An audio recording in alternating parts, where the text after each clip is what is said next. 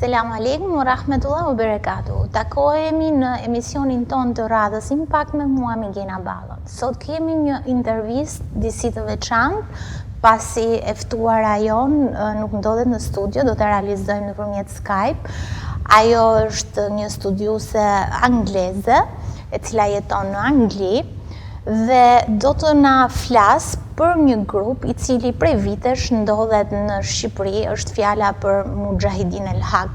Ky grup është konsideruar terrorist më herët nga Organizata e Kombeve të Bashkuara dhe Shtetet e Bashkuara të Amerikës. Tashmë nuk konsiderohet më si grup terrorist dhe është vendosur në Shqipëri fal një marrëveshje që qeveria shqiptare ka me Shtetet e Bashkuara të Amerikës.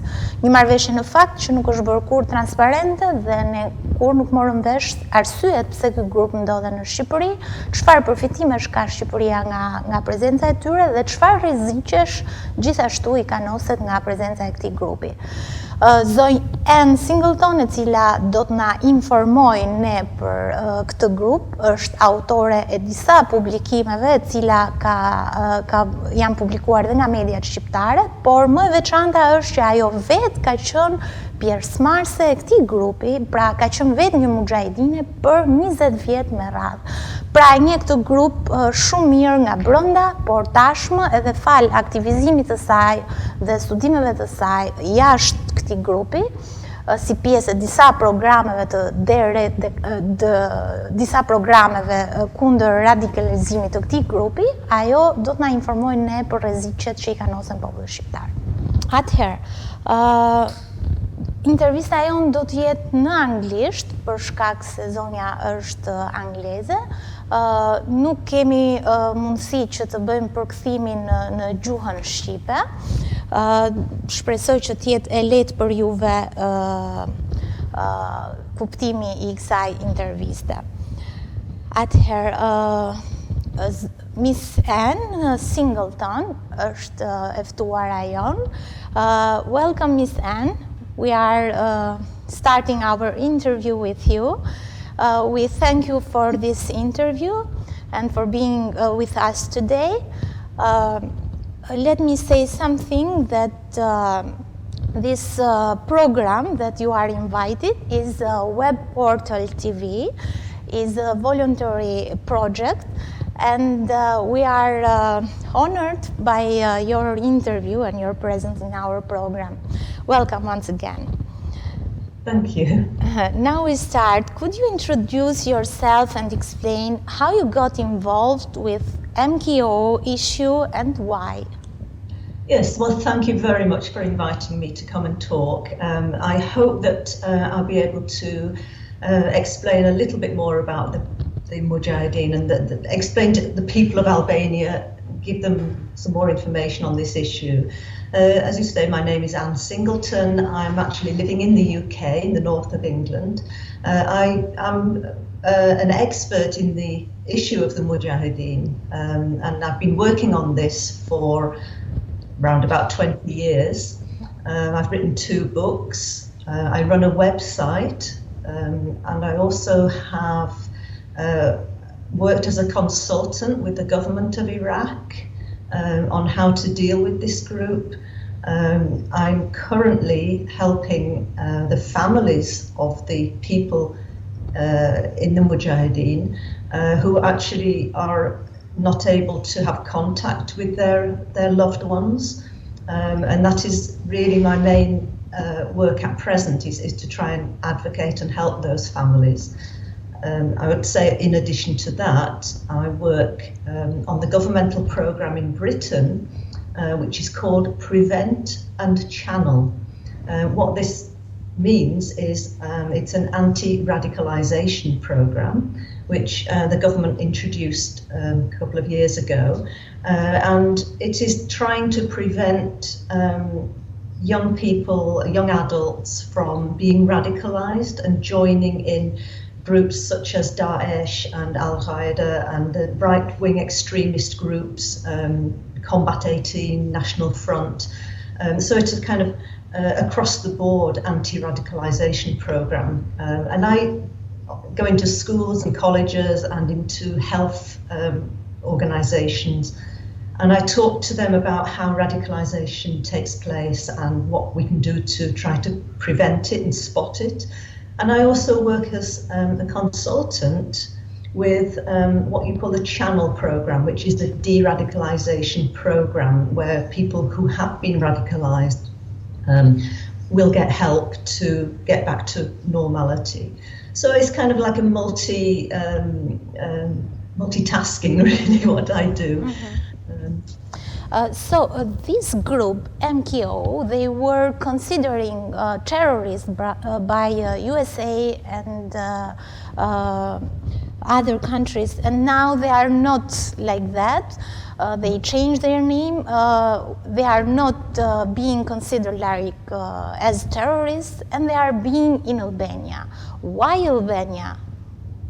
Why Albania? That is a good question. Nobody else wanted them. That's the simple answer. That's a harsh reality.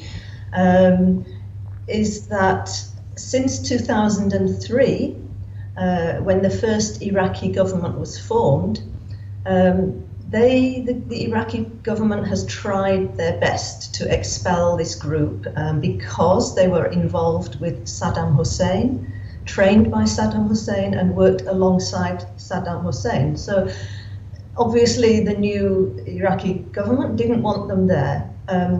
Unfortunately, the Americans did want them there, and they offered protection to the group inside their camp, and allowed them to continue their existence. And there was an ongoing battle between the United Nations, between America, between the Iraqi government, what to do with this group. They couldn't stay in Iraq. Sorry, I interrupt you. Why they didn't want them there in Iraq? They were staying there since 30 years? Or 30 more? years, yes. They were based there in order to launch attacks into Iran, and during the Iran-Iraq war, they sided with the country's enemy. They killed in Iraq, they killed thousands and thousands of Kurdish people, they killed thousands of Iraqi people. So of course the Iraqis, once they were liberated from the old regime, they didn't want them there. They treat them as the enemy. They are the enemy. Mm-hmm. And what has happened over the past 13 years that the Mujahideen have remained in Iraq is that they have made contact with the insurgent groups. And very recently they made contact with Daesh, and they were actually working in cooperation with Daesh inside Iraq. So it was absolutely imperative that the government there expel them. So, of course, the United Nations, which took responsibility for them as a group of refugees, let's call it, potential refugees, they tried to find countries, third countries, to take them. Some were sent back to places where they'd been originally studying or living, in Europe, in America, Canada. But those numbers were quite few in comparison to the number of actual combatants. It needed some sort of drastic action. So in 2012, Hillary Clinton, who was at that time Secretary of State in America, came up with an agreement with the Mujahideen, who didn't want to leave. She told them, right, okay, we'll take you off the terrorism list so that you can actually be moved to third countries, because nobody wants to take an actual active terrorist group. In return, you will move to this country and basically disband, okay? So that was the agreement. So, of course, Hillary Clinton tried various places. She asked Romania. Romania just said, no, we're not having them, we don't want them. So comes to Albania, and for whatever reason was able to come to an agreement with the Albanian government. And there were money exchanged, there was millions of dollars, of course, paid to take this group.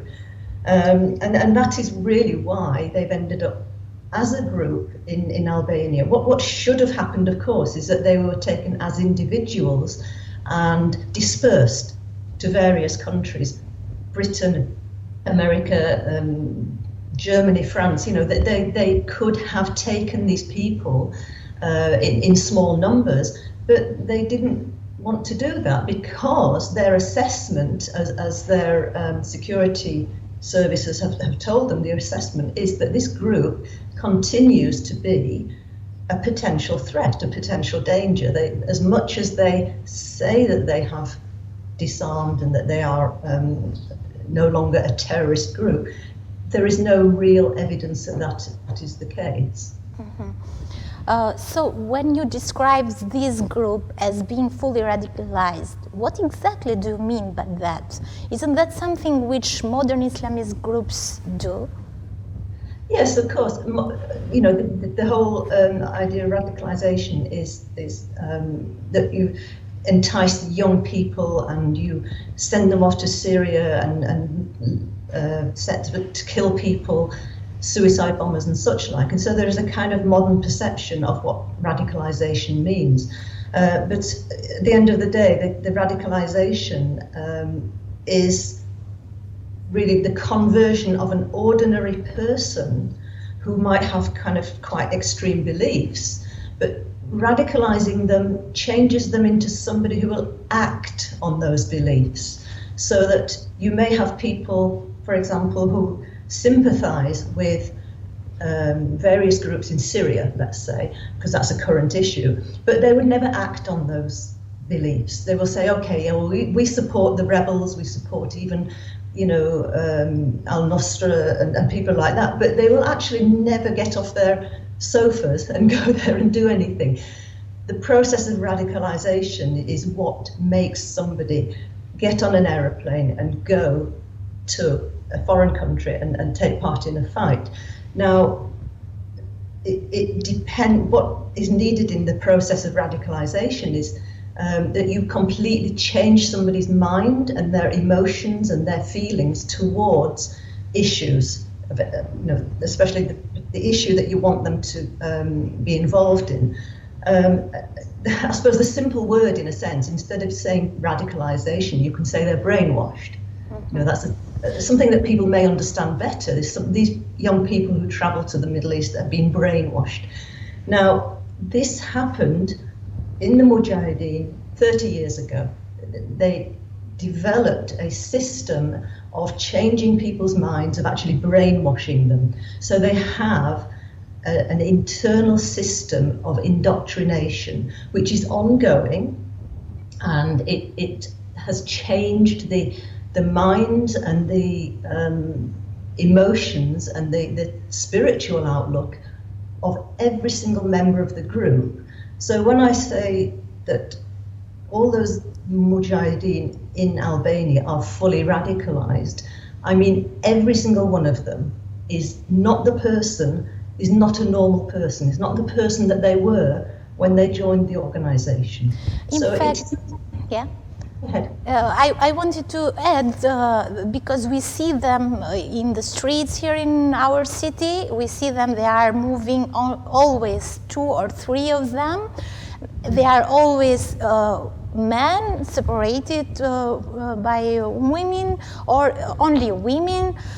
We never see a woman and a man. We never see them as a family. We see them like strange. We don't know what life they are doing. Maybe you are right when you are saying that they have a special system of life, but if they don't have family, we never see them with children. So how can their life be like everybody else? Or how can we believe that these people are normal if we see them training themselves? They are running in our streets for sport or fitness, I don't know why, but they are most of them are like middle-aged, and we never see young people among them. These questions about them, can you make us clear why is this working, or this system, their system of life can be normalized by living in this way in Albania?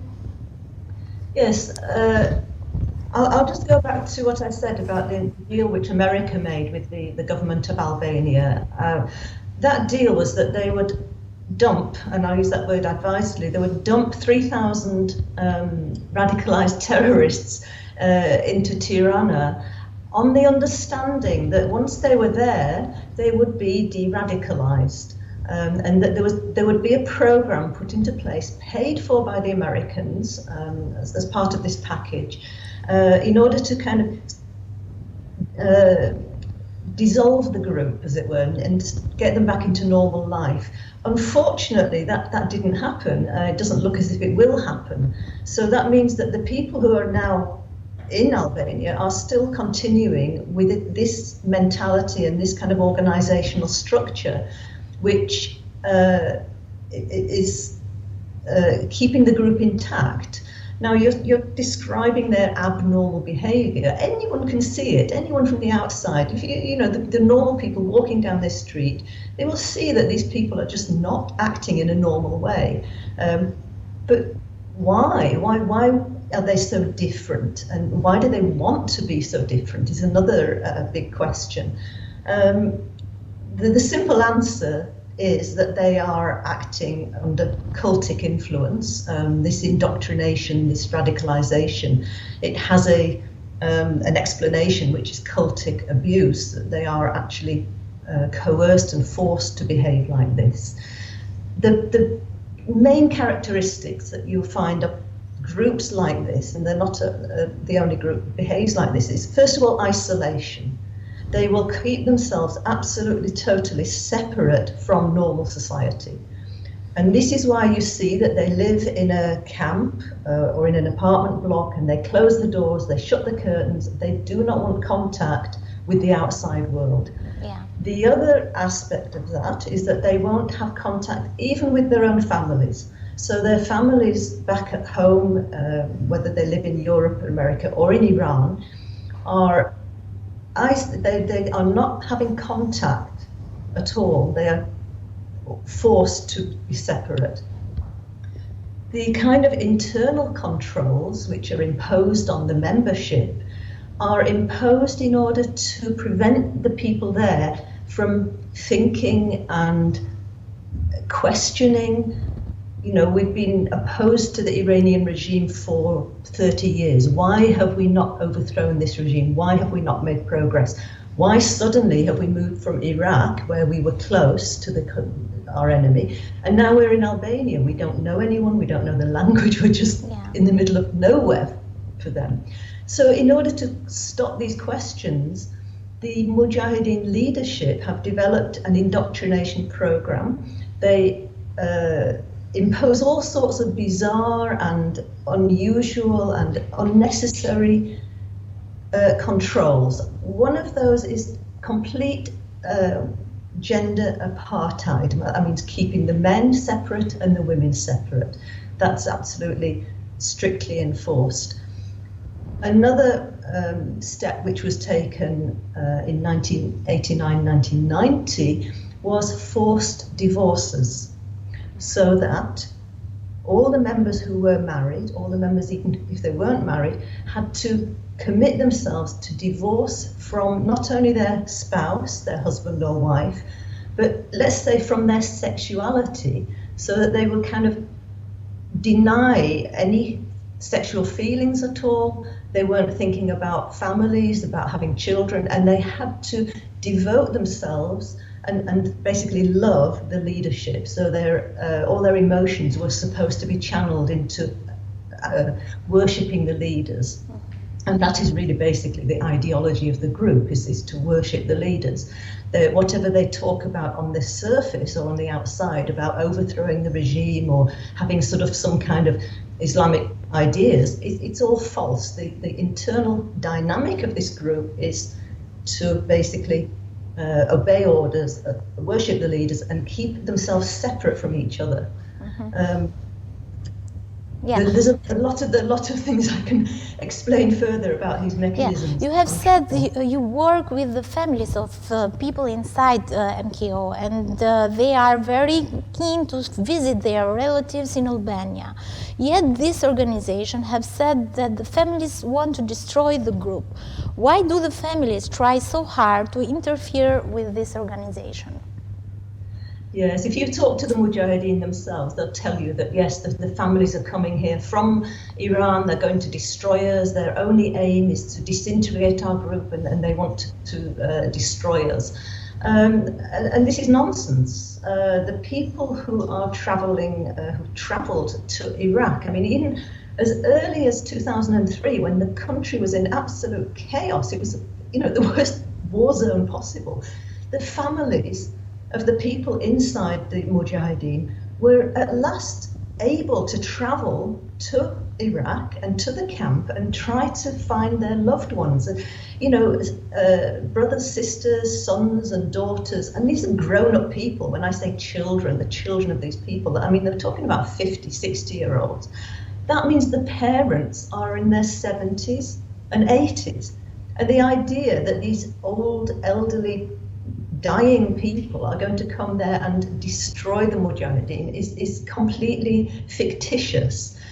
The reason that the Mujahideen have created this kind of narrative, that's this story that they're coming from Iran, they're coming from the regime, is to frighten the members, to frighten them into refusing contact. And this sense of fear is part of this radicalization, this indoctrination that I was talking about before, that they isolate themselves, and so everyone inside the organization is okay, and everybody outside the organization is the enemy. Now, one of the best ways that they have developed to keep this fear going is this kind of idea that the Iranian regime is on the doorstep, waiting to get them. Actually, anywhere they go, there will be somebody from Iran going to try and kill them. So, of course, when the families arrive at the gates of the camp in Iraq, they say, well, these people are from the regime and they're going to kill you. And it is actually for the internal control. It's really not aimed at the families as such. They don't care about those, but it is.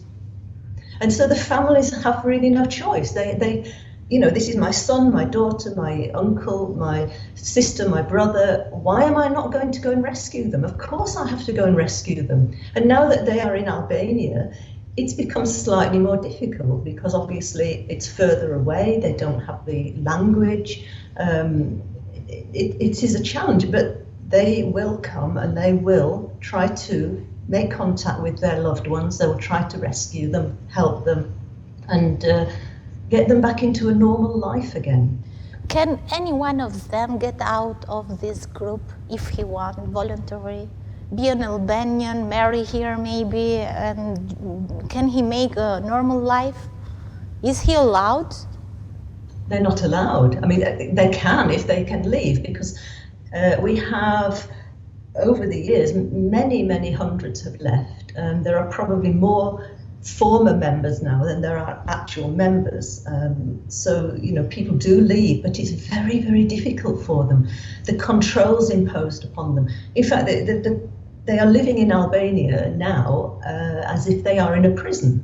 And they are, it's not only that, but they are, in modern parlance, they are slaves because they are forced to continue with their activities. You mentioned at the beginning that these people are 50, 60, 70 years old. There's no young people there, and yet they are training. They're running down the streets. And you think, well, what are they training for? Because there isn't going to be any guerrilla fighting. This is Albania. It's Europe. It's not a war zone for them to be training. These controls are there to keep them inside. However, if they are de-radicalized, there is nothing to stop them from being normal people again. If you can, the de-radicalization program is designed so that it will bring back to life the authentic, the original feelings and thoughts and beliefs of the person, so that they can, be as they used to be. as much. I mean, obviously there's been years and years of living differently, but they don't change as people. Their character doesn't change, their personality doesn't change, their feelings are all suppressed. So if they are de-radicalized, then that is something that they get back their normal self. One of the main the key to unlocking this de-radicalization are the families. Because once a person who's been living in isolation, not allowed to get married, they've had their children have been taken away from them, they're not allowed to have children, and they're living just as little soldier units. Once they get back in their family, you find that they very, very quickly become themselves again. They quickly feel that love towards their mother and father and their siblings that they had buried deep, deep inside them. It doesn't take that long for it to come back again. In fact, we are surprised here in Albania because we have Wahhabi radicals who have gone to fight in Syria and our government jails them. But these Iranian jihadis take a special treatment. Any idea why our government and the Americans have double standards on Wahhabi and these Mujahid group? Because the Albanians are being jailed because they go and fight in Syria, and they are radicals too. And this group is radical, as you are saying, and they have special treatment, and they are not going in jail, and they have this special program, and living free in Albania. I understand this completely. This is a very complex kind of situation, and it's very puzzling for many, many people, and has been for a long time. You can understand. We have the same thing in the UK, that if somebody comes back from Syria, they're not just sent home and say, okay, right, go home and everything's fine. They will be brought in for questioning. They will perhaps be arrested. They will be. We have some. We have some people in jail already. Yeah. So this is fair and right, because you must protect society.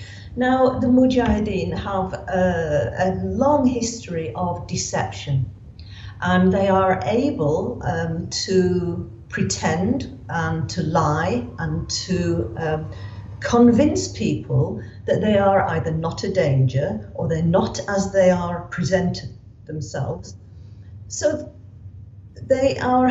I'll give you an example. In 2003, Iraq, President Bush quoted the Mujahideen. He said, the Mujahideen Khalq in Iraq is one of the reasons that we are going to invade the country and get rid of Saddam Hussein, because it's a terrorist group. So they were actually one of the reasons to go and invade Iraq.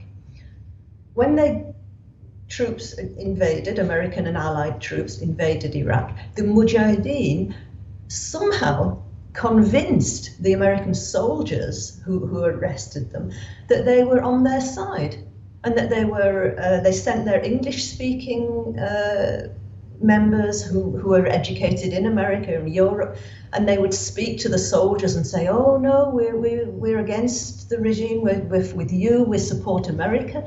And so they gave them protection. Now, this is behavior which has continued throughout the history of this group. They will absolutely change their appearance, change their mind, and kind of integrate themselves into whichever society, whichever political environment that they are living in.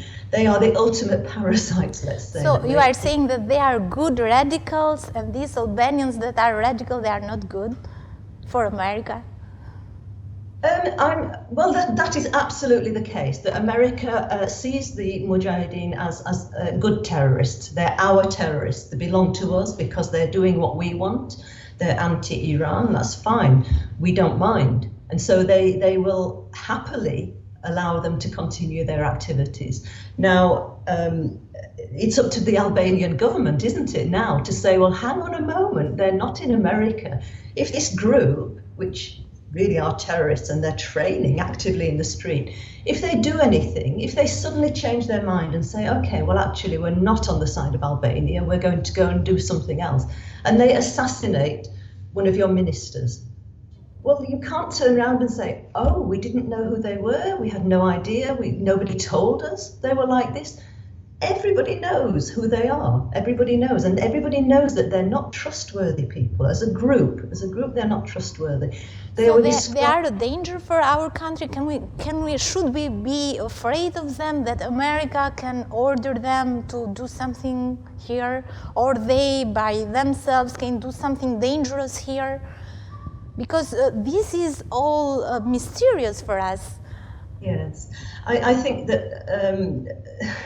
you have to treat a group like that as dangerous, because for one thing they're all radicalized, and until you de-radicalize them, they are a danger.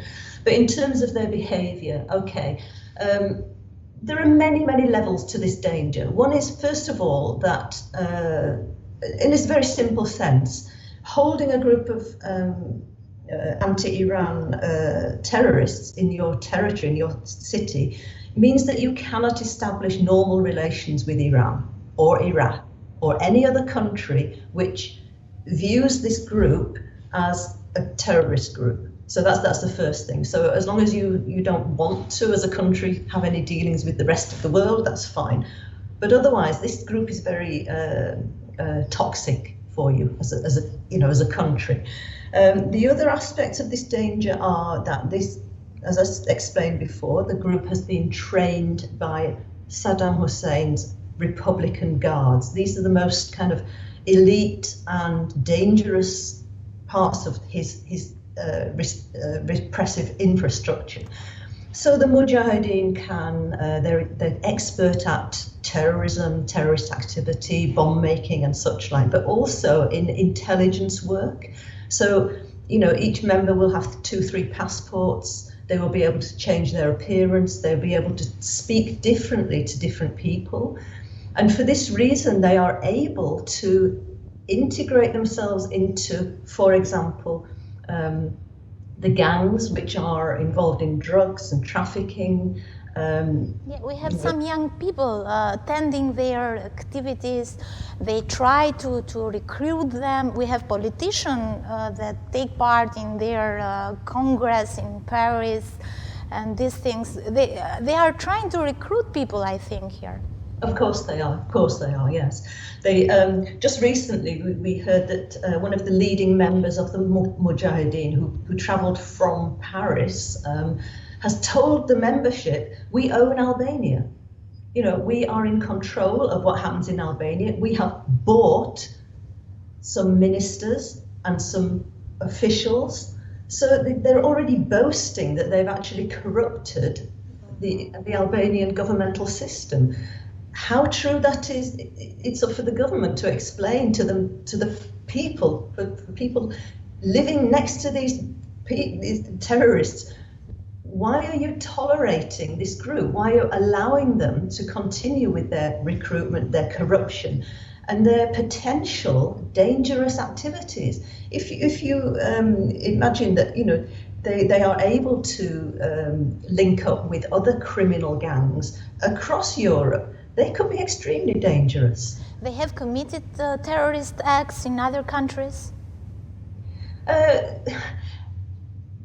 They have. One of the things that they did in Europe was to try to influence the French government and in its approach to them by sending its members to set fire to themselves in public. So they sent, I think, I can't remember exactly how many people, they would set fire to themselves as a protest in London, Paris, and 4 people died.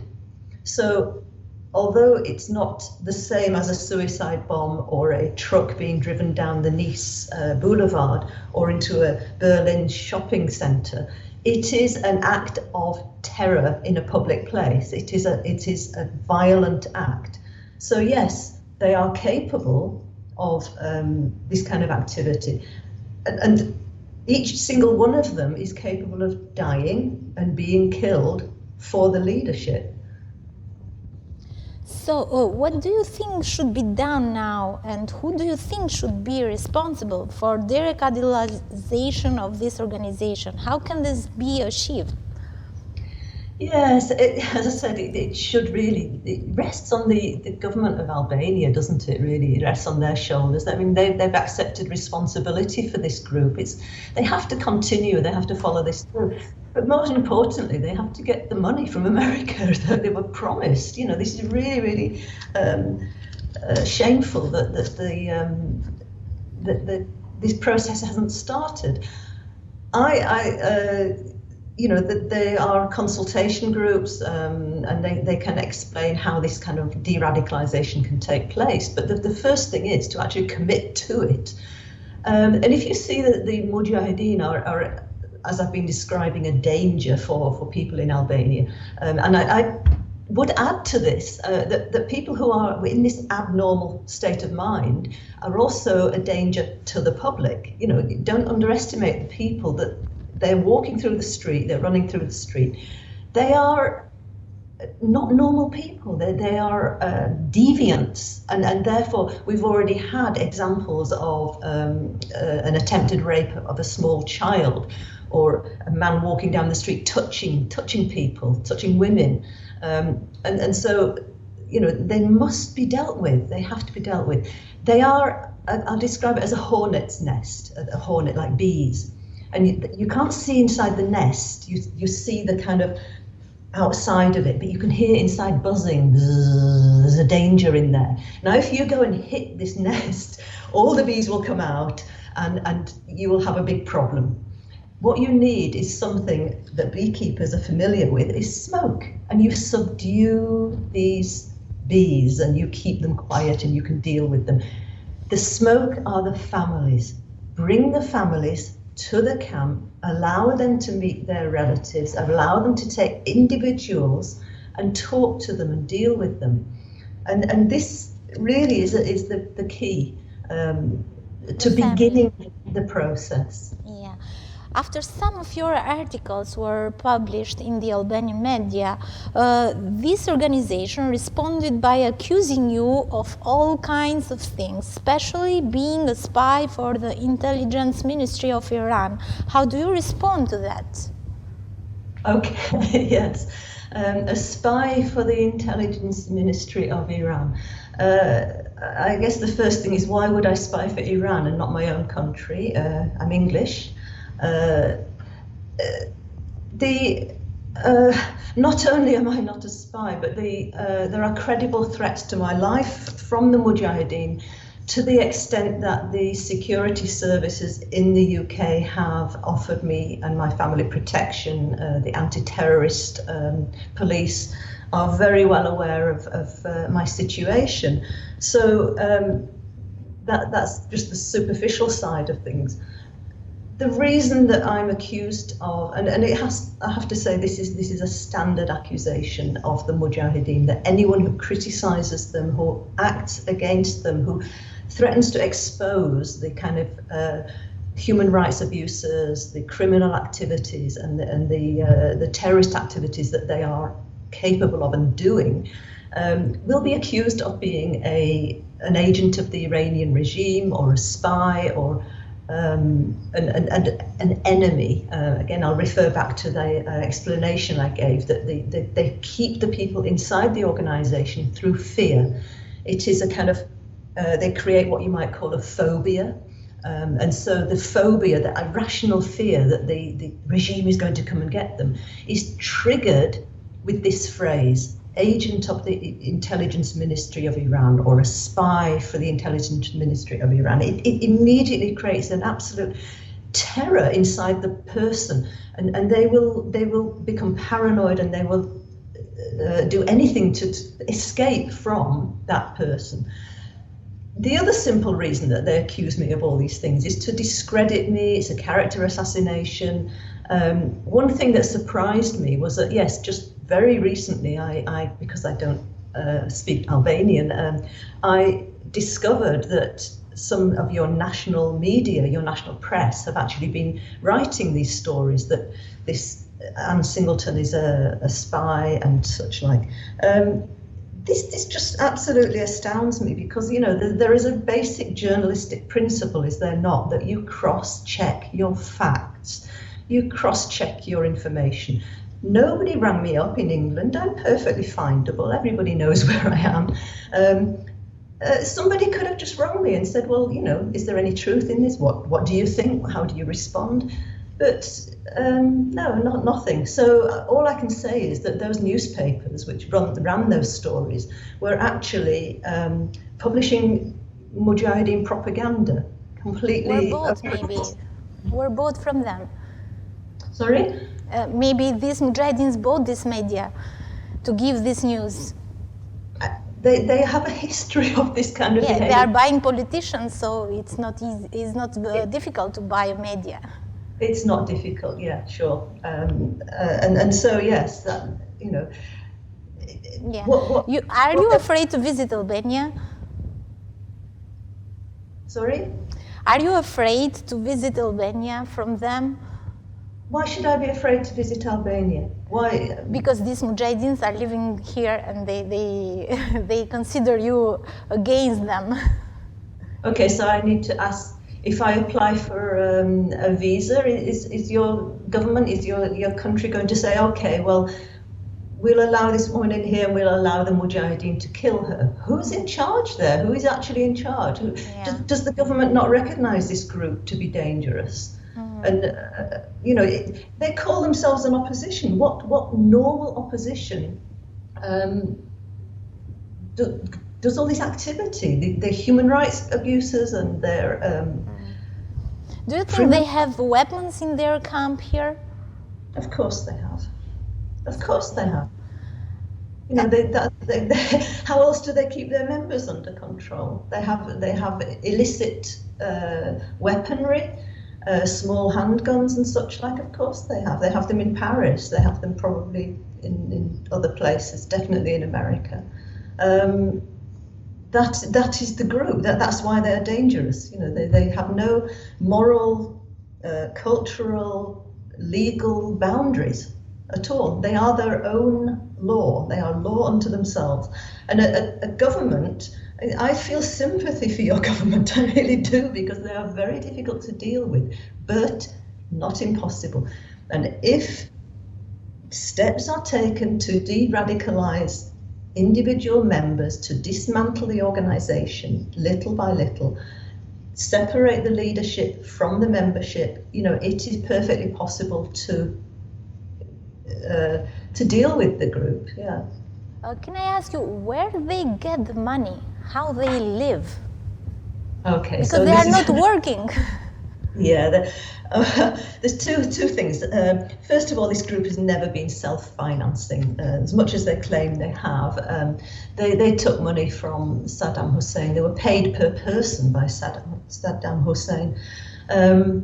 They are known to have taken money from Saudi Arabia, from Israel, from America. They are funded by Western interests, like I wouldn't call them governments, but Western interests, who want to have this group as an irritant against Iran. I mean, I use that word because they're not a threat against Iran. If they could have done anything, they would have done it already. They cannot act inside Iran. They have no support whatsoever, and they have no presence there. So, but they are an irritant, because anytime anything like the nuclear negotiations come up, the Mujahideen are kind of brought out like a sort of box of tricks, and they yes, Iran is bad, they're doing this and this.